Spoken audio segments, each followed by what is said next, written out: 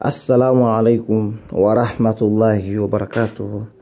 Wapenzi wafuatiliaji, zipo hatua 7 muhimu ambazo kila mmoja ambaye yumo katika safari ya kuamka kiroho, mwenye maruhani, mwenye ufalme, mwenye walimu, lazima atazipitia.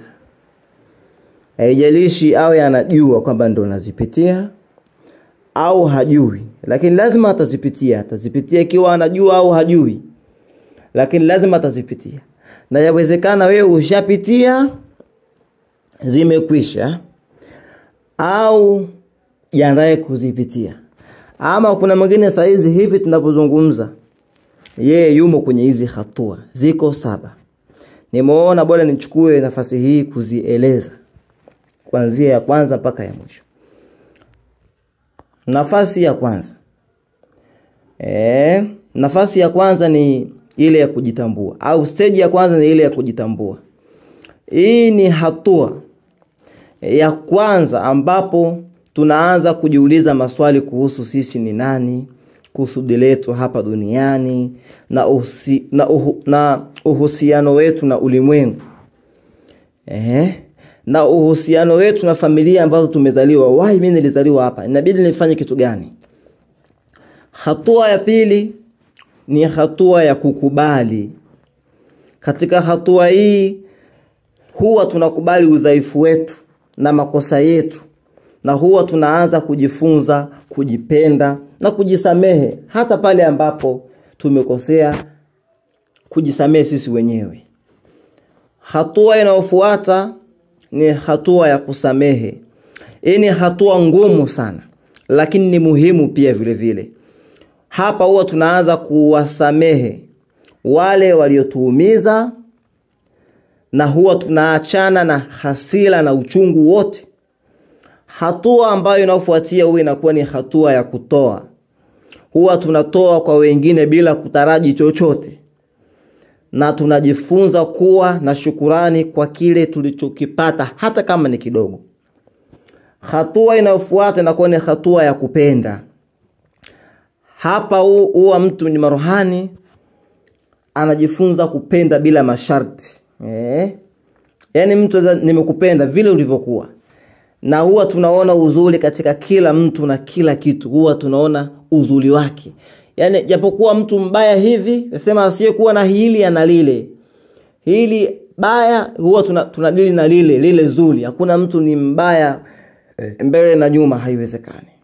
Lakini pia hatua nyingine ambayo huwa inafuatia ni hatua ya kuamini. Hatua ya kuamini. Tunaamini katika nguvu kubwa kuliko sisi, na tunaacha hofu na wasiwasi. Yaani huwa tunaamini hata pale tunapokuwa peke yetu, tunakuwa tunaamini kwamba, au huyo mtu ni maruhani anakuwa anaamini kwamba siko peke yangu, nina nguvu kubwa ambayo inaniongoza. Hatua nyingine ya 7 ya mwisho, huwa tunahisi kuunganishwa. Hii ni hatua ya mwisho ambayo tunahisi kuunganishwa na kila kitu kilichopo, na tunaelewa kwamba sisi sote ni sehemu ya kitu kimoja kikubwa zaidi. Yaani hii hatua ya kuunganisha ama kuunganishwa ni hatua ambayo mtu upendi kuwakata watu. Ule mkato kuwakatakata watu, wewe unakuwa hupendi, unataka muunganishe. Lakini baada ya hizi hatua 7 kishazipitia, huwa kuna hatua inafuatia inaitwa kilele cha ufahamu. Kilele cha ufahamu wa kiroho ni hali ya kuamka kabisa kirohani, ambapo panzia kati ya ulimwengu wa kimwili na ule wa kiroho upotea. Ni wakati ambapo unagundua asili yako ya kweli kama kiumbe cha kiroho. Maana yake inakuwa tena wewe uigizi. Yaani hivyo ndivyo ulivyo unaishi kiroho, ndivyo maisha yako yalivyo. Yaani roho yako wewe au samehe kujilazimisha, mimi mtu ni marohani nisamea. Wewe tabia yako ni kusamehe. Tabia yako ni kuunganisha. Tabia yako ni kumwamini mtu hata kama unajua anakudanganya, utamwamini vile vile kwa sababu yeye anataka umwamini. Lakini pia ni wakati ambao hugundua asili yako ya kweli kama kiumbe cha kiroho uliounganishwa na kila kilichopo. Katika kilele hiki unaona zaidi ya udanganyifu wa ulimwengu wa kimwili na kutambua ukweli wa kina na kuwepo. Hii huleta amani isiyo na masharti, furaha na ufahamu wa kina na kusudi lako maishani. Lakini pia baada ya kuwa upo kwenye kilele cha ufahamu, ukitoka hapa lazima ufahamu siri za ufahamu. Kilele cha ufahamu ndani yake kuna siri za ufahamu. Na siri za ufahamu zipo 10. Siri 10 za ufahamu wa kiroho, wa kirohani. Siri ya kwanza, umoja. Tunatambua kwamba sote tumeunganishwa na chanzo kimoja cha kiungu. Pili, upendo. Tunajifunza kupenda bila masharti na tunatoa uzuri katika kila mtu. Na tunaona uzuri katika kila mtu na kila kitu kwa nafasi yake. Pia siri nyingine ya ufahamu mkubwa wa kiroho, amani. Tunapata utulivu wa ndani ambao hauvurugwi na hali za nje. Yaani unakuwa na utulivu wa ndani kiasi kwamba hata aje mtu akukere kiasi gani, wewe uko baridi mtulivu vile vile. Hata upitie maisha magumu kiasi gani ya kugonge, wewe uko vile vile. Hata mtu aje akutusi kwa matusi yapi, hata matusi mapya yatoke leo, wewe unayatoa kwenye siri ya kutusi, wewe utaona kawaida sana, wala hali yako ya ndani haivurugwi. Siri nyingine ya ufahamu, nguvu. Tunagundua nguvu iliyopo ndani yetu ya kuumba uhalisia wetu. Siri nyingine, ukweli. Hii stage mtu akifika ataanza kuona zaidi ya udanganyifu wa ulimwengu wa kimwili na kutambua ukweli wa kina wa kuwepo. Ukombozi, stage nyingine.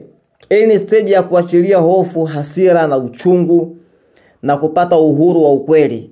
Wengi katika maisha yasiyokuwa ya kiroho unajifanya uko huru, kumbe unaumia. Lakini pia udadisi. Tunaendelea kutafuta maarifa na uelewa mpya na hatuachi kamwe kujifunza hata kwa vitoto vidogo ukifika stage hiyo. Lakini pia stage hii, siri nyingine ya amani, na hii ni siri ya 9. Siri ya ufahamu wa juu zaidi. Siri ya 9 inasema huduma. Ukifika stage hii mtu huanza kutumia kipaji kuwasaidia wengine na kuleta mabadiliko chanya duniani, sio mtaani, duniani. Lakini pia shukrani ya mwisho.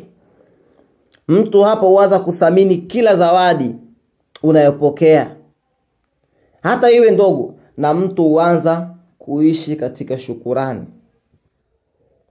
Huanza kuishi katika shukrani.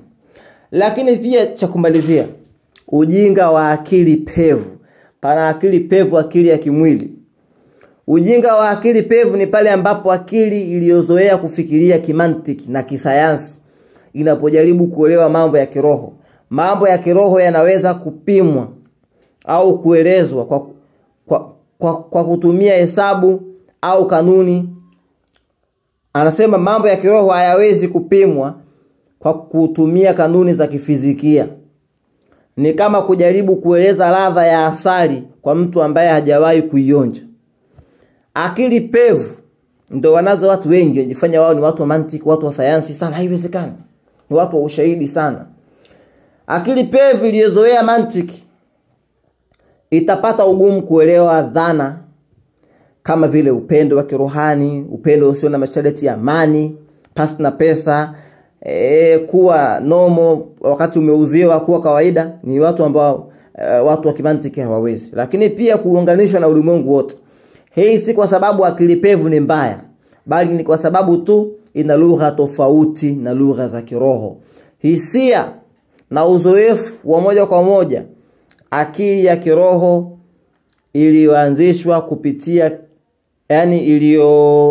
kupitia kutafakari kwa maombi ya kiroho, meditation, madawa na kufundishwa elimu za kiroho, ina uwezo wa kupita mipaka ya kimantiki na kufikia ufahamu wa kina wa kweli wa kiroho.